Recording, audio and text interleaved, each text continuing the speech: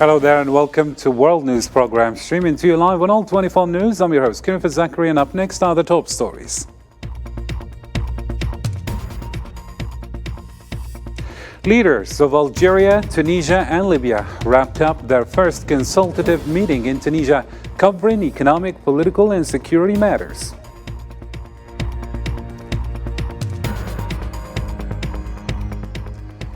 Algerian President Abdelmadjid Tebboune reaffirmed Algeria's unwavering support for the Tunisian people during bilateral talks with his Tunisian counterpart at Carthage International Airport.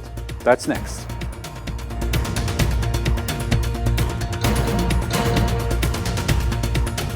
Also coming up, more than 50 Palestinians were killed in 6 Zionist massacres within just 24 hours.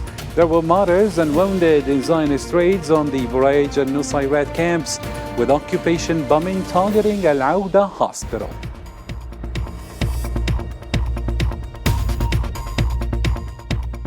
And the Polish president confirms readiness to deploy nuclear weapons. The Kremlin responds guaranteeing security if deployed, and Lavrov warns of direct military clashes between nuclear countries. Stay tuned, the details are right after the break.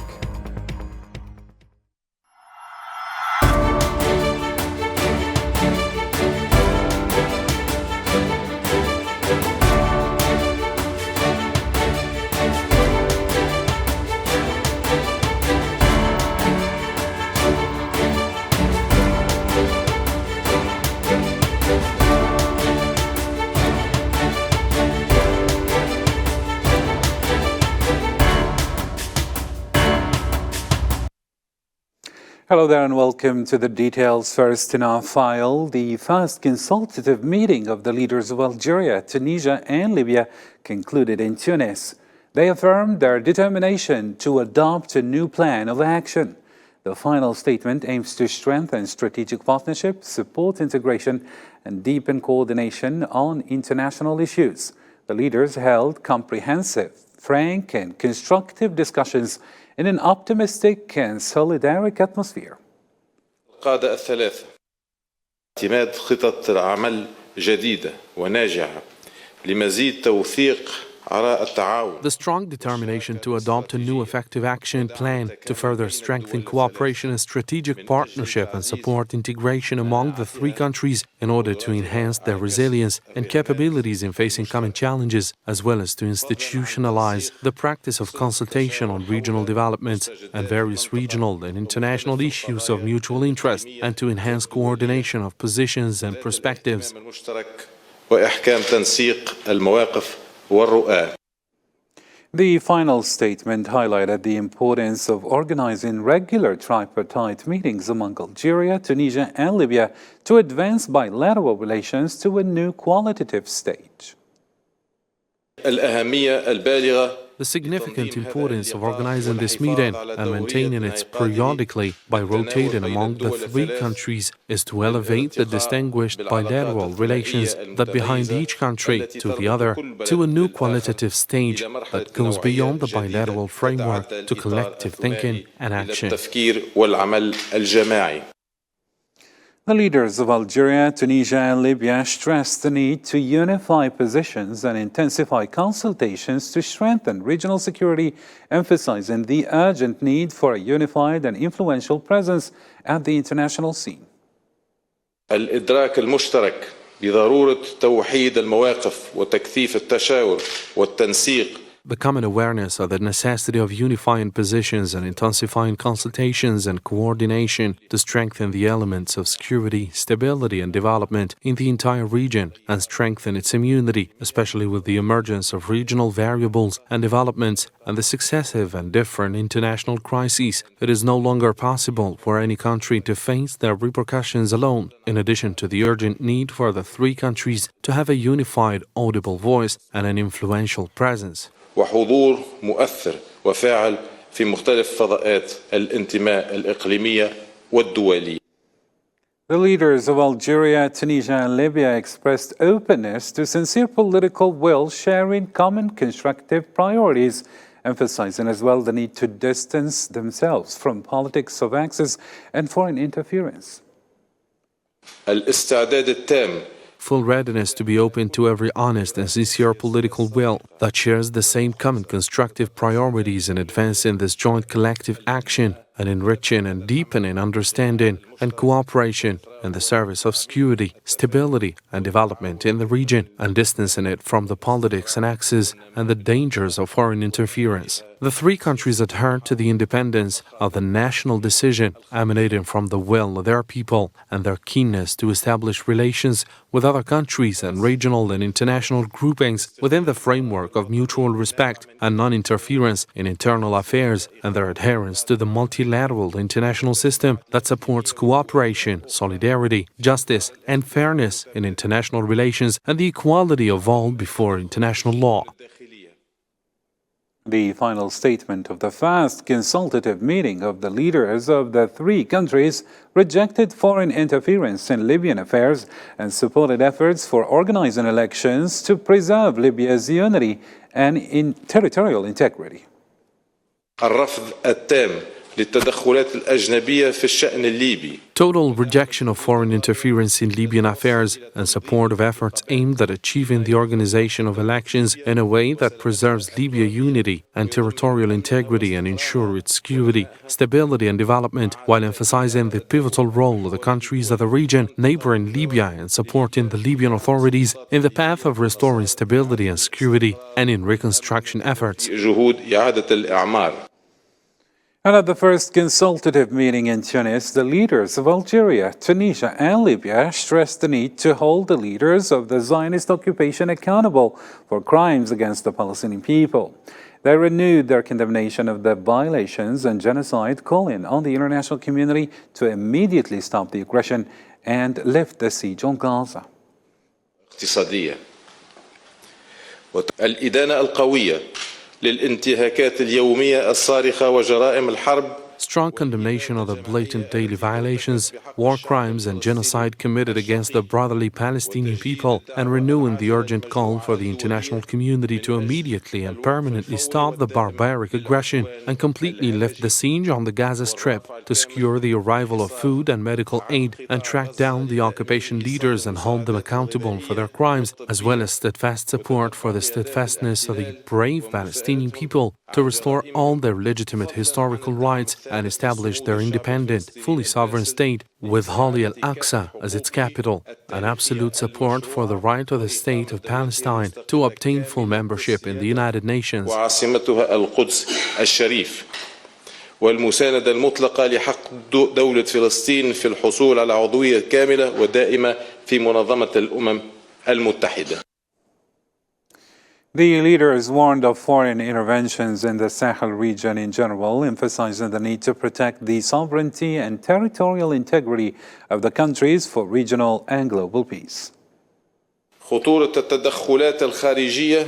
The danger of foreign interventions in the Sahel and Sahara region and its consequences for peace in the countries of the region and the world, and the necessity of supporting the security and stability of the countries of this region, protecting their national sovereignty and territorial integrity, and enhancing cooperation with them at the various economic, commercial, and development levels. والتنموية. The leaders emphasized the need for joint Arab-African actions to end the crisis in Sudan.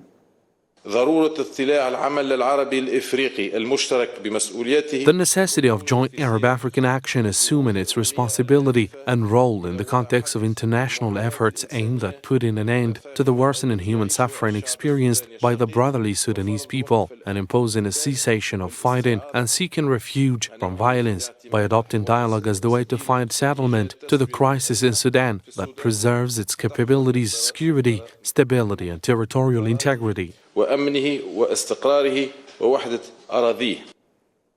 And earlier, before their first consultative meeting at the Qatid Palace in Tunis, the leaders of Algeria, Libya, and Tunisia took a souvenir photo.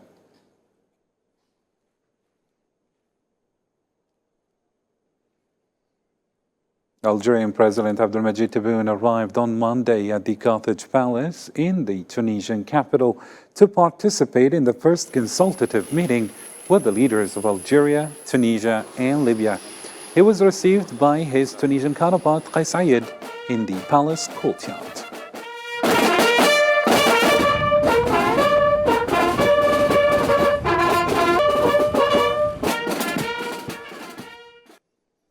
Algerian President Abdelmadjid Tebboune in Tunisia on Monday reaffirmed Algeria's permanent support for the Tunisian people and their leadership following his reception by Tunisian President Kais Saied. President Abdelmadjid Tebboune stated that Tunisia will remain standing despite the challenges it faces. الله يحمي تونس ربي يحمينا جماعة الجزائر واحنا من تونس ويرفع كلمة الحق وسننتصر إن شاء الله. قلوبنا دائما مع الشعب التونسي ومع أخي قيس. تونس تتأثر بكل شيء وما تسقطش. بلدان تونس تسقط إن شاء الله. تونس دائما واقفة. دائما واقفة إن شاء الله. الجزائر دائما. Algerian President Abdelmadjid Tebboune held bilateral talks with his Tunisian counterpart, Kais Saied. The talks took place in the honorary hall of Carthage International Airport, where the Algerian president arrived to participate in the first consultative meeting with the leaders of Algeria, Tunisia, and Libya. President Abdelmadjid Tebboune's visit comes in response to the invitation of his Tunisian counterpart, Kais Saied.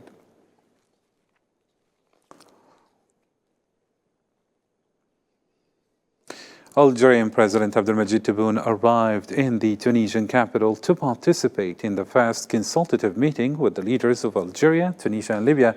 During the reception ceremony, the two presidents listened to the national anthems of the two countries before reviewing a group of the Tunisian honor guard. They were given an honorable salute. The meetings between Algeria and Tunisia and Libya aim to establish a true Maghreb integration project, enhancing the weight and strength of the three countries. Algeria plans to build free trade zones with Tunisia and Libya to foster regional value chains and increase resilience to economic shocks. Well, here's Zahra Farjani with more details. Geographical links and economic convergence between Algeria, Tunisia, and Libya have shaped real and effective regional integration. The tripartite Maghreb Summit supports the establishment of a strong economic bloc aimed at sustainable development for over 65 million people. Algeria's GDP reached $224 billion in 2023. Libya surged to $50 billion, and Tunisia's reached $47 billion, creating a $321 billion economic force. The International Monetary Fund predicts economic growth in Algeria of 3.8%, 4.8% in Libya, and 3.8% in Tunisia. These estimations are based on sustained economic activity, with an allocated budget of $113 billion in Algeria, $34.3 billion in Libya, and $25 billion in Tunisia. Tripartite cooperation will create a productive and profitable business environment, promoting commercial openness without custom duties or administrative barriers between the three countries, stimulating regional investments. This tripartite Maghreb summit paves the way for regional economic integration, accelerating growth to serve the prosperity and well-being of the peoples of the three countries. And to discuss further this file, joining me live from Paris is Dr. Abdenour Toumi, a political analyst. Thank you, sir, for agreeing to be with us. Good evening, and thank you for having me on the show. Thank you so much. So my first question goes like this. I mean, we begin with the concluding statement of this tripartite summit, which addressed all issues of common interest to the countries that is taking this summit. What's your reading after we have listened to the concluding statement here? Actually, it is very important. I mean, this tripartite summit, which is another, let's say, step ahead for what has left from, unfortunately, the now is irrelevant, the Arab Maghreb Union that has been on the natural mode for more than 3 decades for many reasons, and notably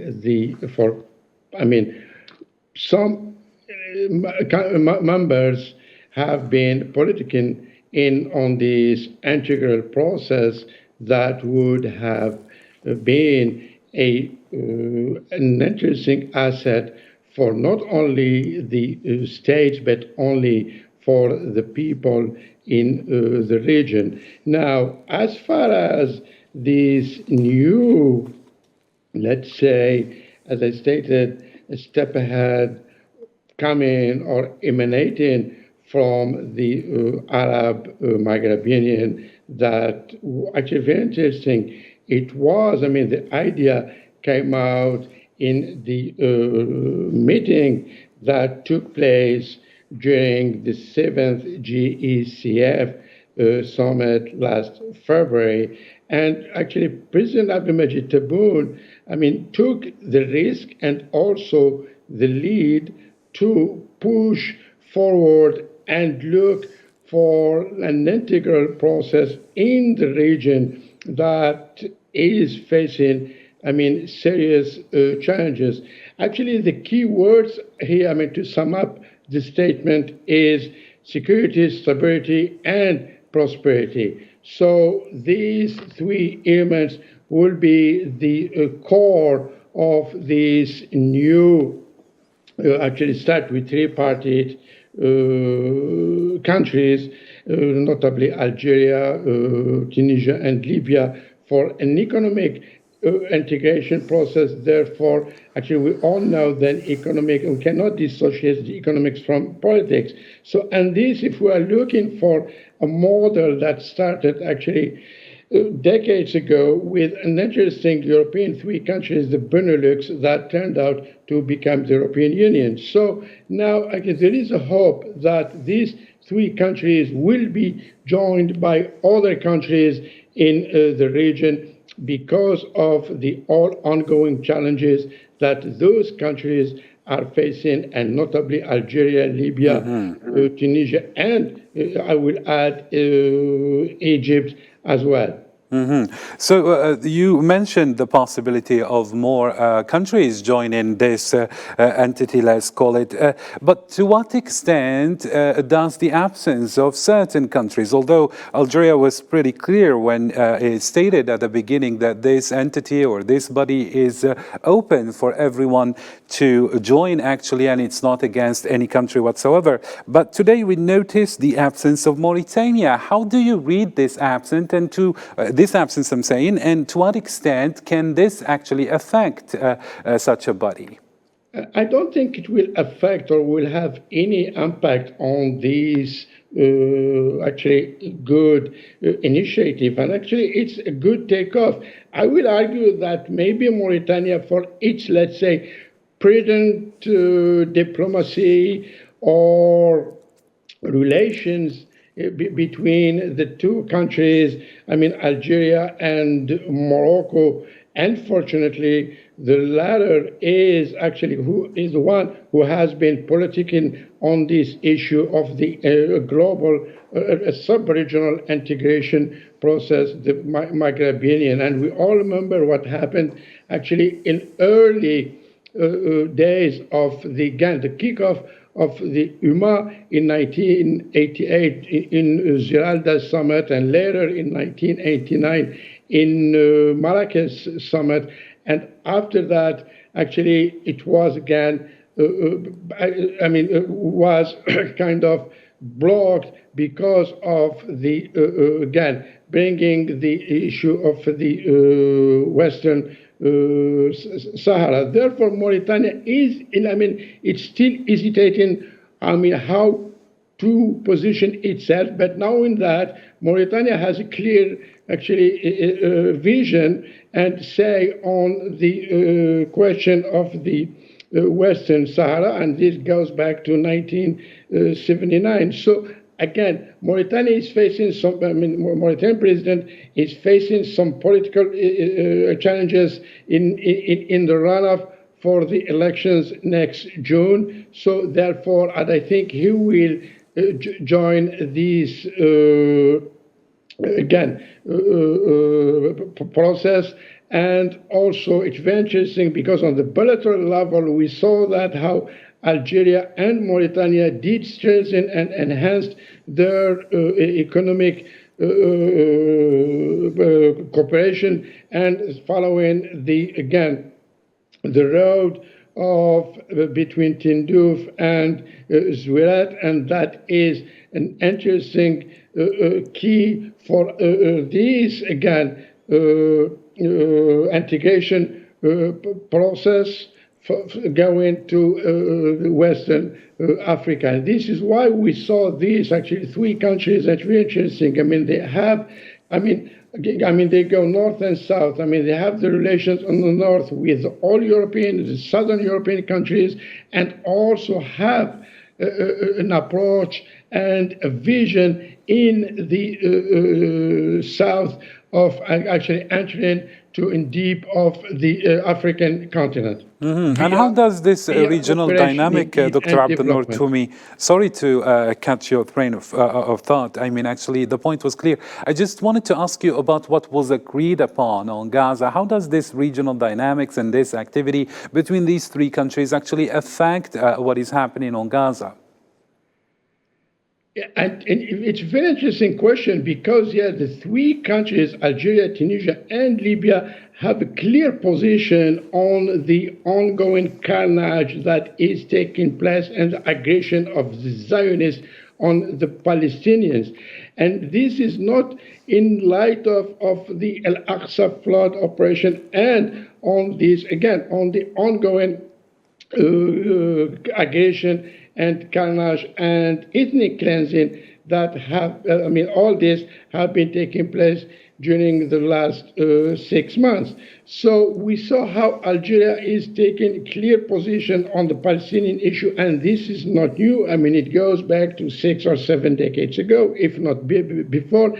And currently, the role that Algeria is playing in the UN Security Council and how is challenging seriously, actually to some extent embarrassing the Americans and the pro-Zionists on this issue. So that Tunisia, we know that that President Kais Saied, who made it clear, just on the night of his inaugural speech in 2019, who said or who made any normalization with the Zionist state, it's a red line, so that the Libyan council and government, and we saw how that, actually faux pas that was made by the former Libyan Foreign Affairs last summer when she met with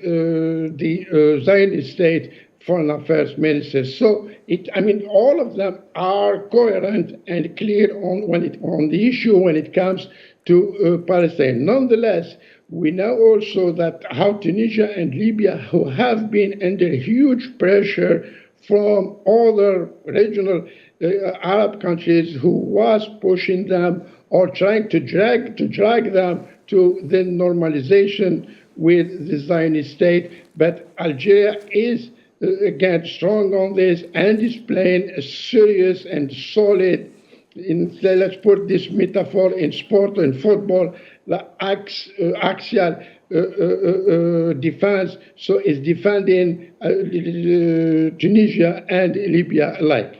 Thank you so much, Dr. Abdel-Nour Toumi. You were live with us from Paris.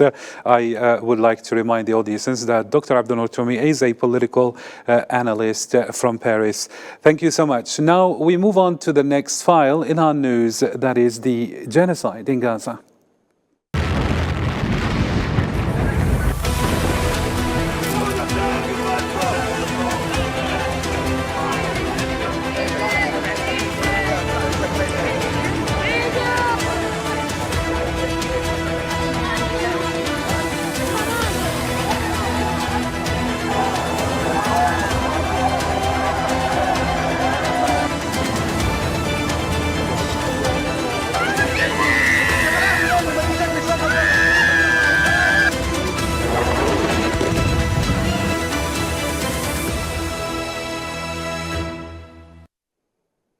First off, in this file, the Zionist occupation forces committed 6 new massacres in the Gaza Strip, claiming the lives of 54 martyrs and wounding 104 Palestinians during the past 24 hours. According to the Palestinian Ministry of Health, the number of victims of the Zionist aggression has now risen to 34,151 martyrs and 77,084 injured since the event of last October. At least 4 Palestinians were martyred and others injured on Monday in Zionist raids targeting the Baraj and Nusayrat camps in the central Gaza Strip. The Palestinian news agency, citing medical sources, reported that 4 people were killed and others were injured as a result of the occupation bombing a residential building in the Baraj refugee camp. Additionally, a number of Palestinians were injured due to occupation artillery targeting a residential apartment near the Grand Nusayrat Mosque. And Al-Auda hospital in the central Gaza Strip was targeted again by the Zionist occupation forces at dawn on Monday, causing the disruption of its energy supply system. The hospital administration explained in a statement today that Zionist warplanes launched successive raids on its headquarters around 3:30 in the morning, leading to the disruption of the solar energy system that supplies the hospital with electricity. This also resulted in major damage to the water and fuel tanks and the electric elevator. The administration condemned this targeting, considering it a direct attack, especially since the coordinates of the hospital's location, which adheres to work procedures during conflict and wars, are known to all parties. And on Monday, rescue and ambulance crews in Gaza recovered the bodies of 73 martyrs from a mass grave in Nasser Medical Hospital in Khan Yunis, south of the Strip. The government media office revealed in a statement that women and children represent the majority of the bodies recovered on the 4th day of the operation, which is still ongoing, indicating the presence of hundreds missing in the Khan Yunis massacre. The media office announced the recovery of 3 mass graves within the walls of the Nasser Medical Complex, from which the bodies of 283 martyrs have been recovered so far. The same body clarified that the identity of 42 martyrs has been identified, while the rest remains unknown. It added that the occupation forces deliberately hid and buried them in the sand, dumping waste on them. Some of the bodies were found stripped of their clothes, indicating their cold-blooded execution, according to the media office.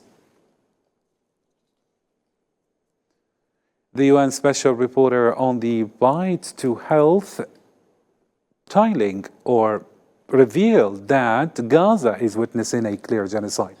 During a press conference on the health situation in the Gaza Strip, held at the headquarters of the UN Human Rights Council in Geneva, she explained that the Zionist entity is systematically working to starve the people of Gaza and deprive them from their rights, imposing famine upon them. She also emphasized that aid currently being delivered to the region is insufficient.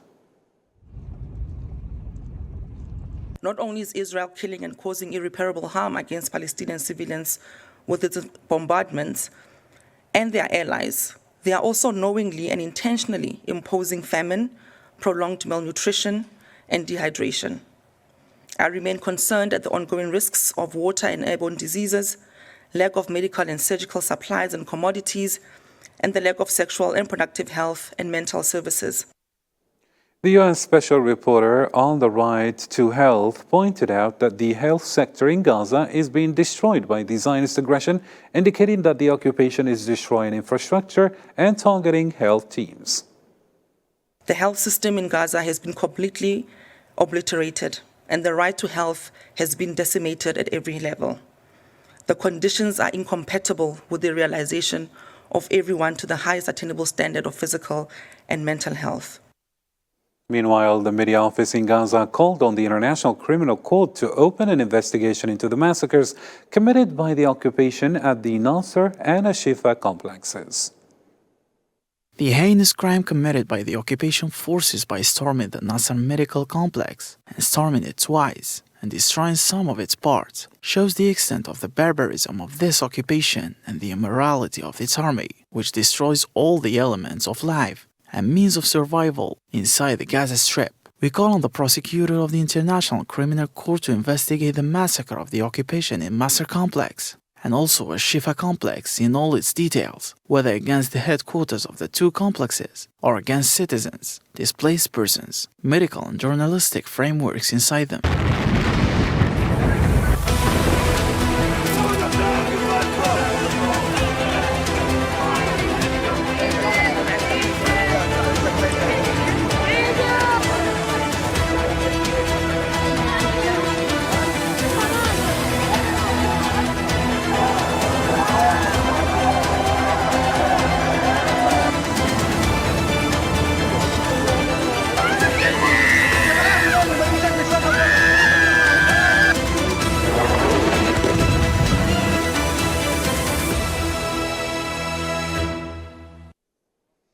In other news, Iranian President Ibrahim Raisi held the responsibility for the ongoing Zionist aggression against the Gaza Strip at the United Nations Security Council. Raisi affirmed in a press conference following talks held on Monday with Pakistani Prime Minister Shahbaz Sharif that the Security Council has proven its failure to fulfill its responsibilities regarding ending Zionist aggression. He pointed out at the same time to the convergence of views and mutual cooperation between Iran and Pakistan regarding human rights issues and defending the oppressed people in Gaza and Palestine.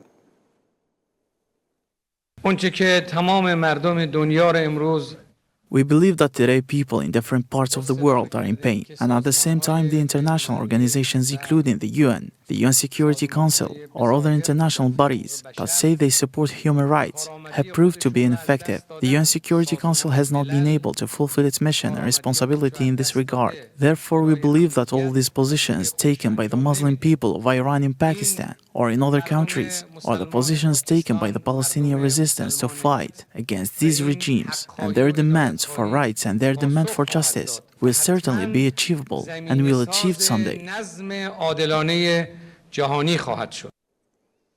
And in other world news, Polish President Andrzej Duda affirmed on Monday his country's readiness as a member of the NATO alliance to deploy nuclear weapons on its territory if NATO decides to strengthen its eastern front in response to Russia's deployment of new weapons in Belarus and the Kaliningrad region.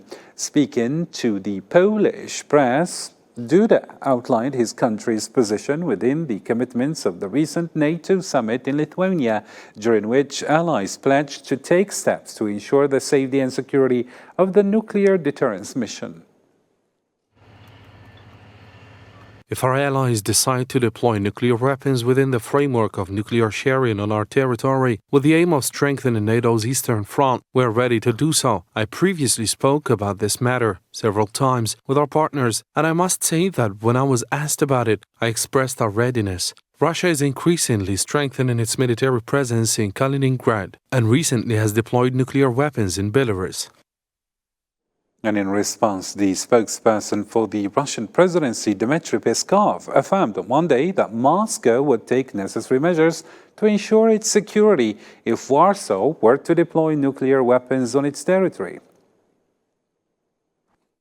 The military will, of course, analyze the situation in case these plans go ahead. They will analyze the situation. In any case, they will do everything necessary, all the reciprocal steps to ensure our security. Meanwhile, the Russian Foreign Minister Sergei Lavrov warned Western countries against standing on the brink of direct military confrontation between nuclear powers, which according to him would lead to an actual and inevitable catastrophe, as he expressed it. In a speech delivered via video to participants at the Moscow Conference on Preventing the Proliferation of Nuclear Weapons, Mr. Lavrov accused the United States and what he called its client states in the NATO alliance of seeking to inflict a strategic defeat on Russia. The Westerners are teetering dangerously on the brink of a direct military clash between nuclear powers, which is fraught in catastrophic consequences. Of particular concern is the fact that it is the troika of Western nuclear states that are among the key sponsors of the criminal Kiev regime, the main initiators of various provocative steps. Let's catch up more stories making headlines around the globe in the News in Brief now. China's foreign minister on Monday called for the group of G7 major powers to stop interfering in Beijing's internal affairs, days after the group released a statement expressing concern about China's action in the South China Sea. Peace talks between the Colombian government and the National Liberation Army rebels will resume on Monday in Venezuela. Representatives said on Monday, over a month later than initially scheduled after the guerrilla suspended talks accusing the government of parallel negotiations with one of its factions.